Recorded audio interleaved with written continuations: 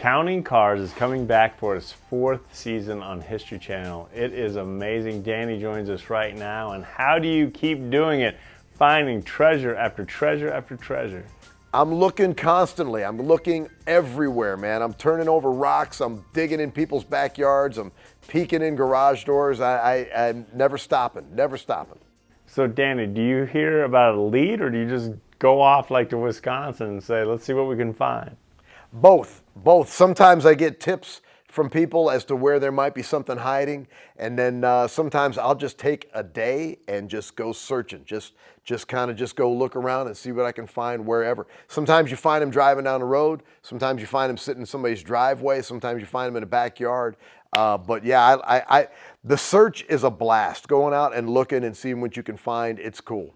And Danny, where did you get that gift to be able to see something that most of us would look as maybe potentially junk, and you see what you could make of it? It's a lifelong passion, Con, I promise you. I grew up motorcycles, cars, music, 3 things that I grew up in, and I'm blessed enough to be able to continue to do all 3 of those things and pay the bills with it. But it's something that, growing up with cars and motorcycles, the magazines, going to car shows, heroes out there, the John D. Augustinos, the George Barrises, all of those types of cats that the Larry Watsons, all of those guys that did the cars back in the 50s and the 60s and the 70s. Growing up as a kid, seeing those guys and what they did.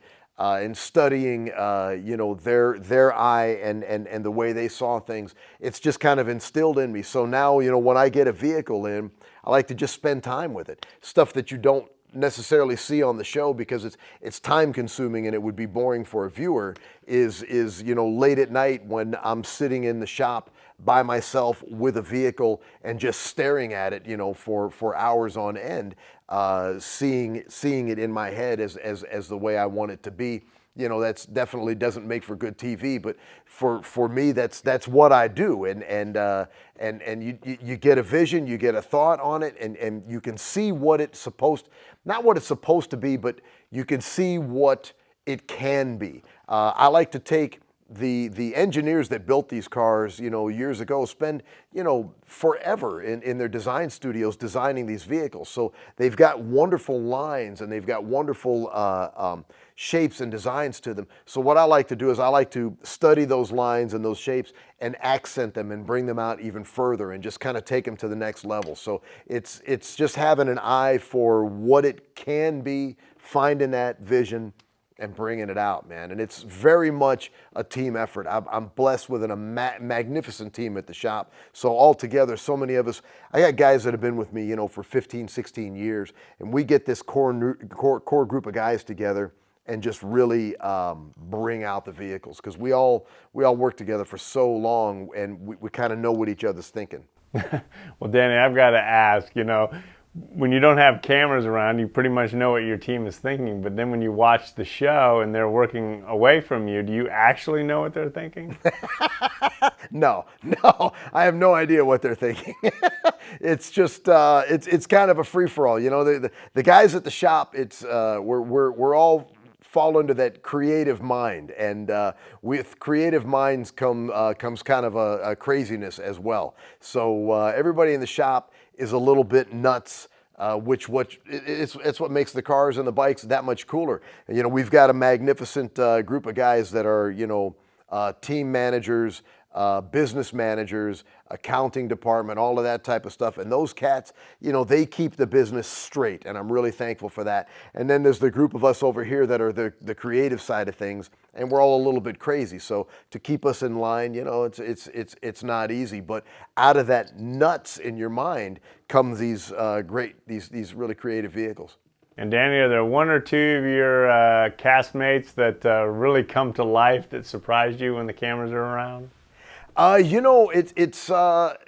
gotta give a lot of credit to Horny Mike. He's just crazy, And he's so talented. He's a great airbrush artist. He's phenomenal, but he's nuts. And for him, he really has no filter. So shooting the show with him is kind of insane. There's several things with Horny Mike that have to end up on the cutting room floor because it would never get past the censors. But I'm really proud of all my guys. I mean, Kevin, Mike, Ryan, Roley, Shannon.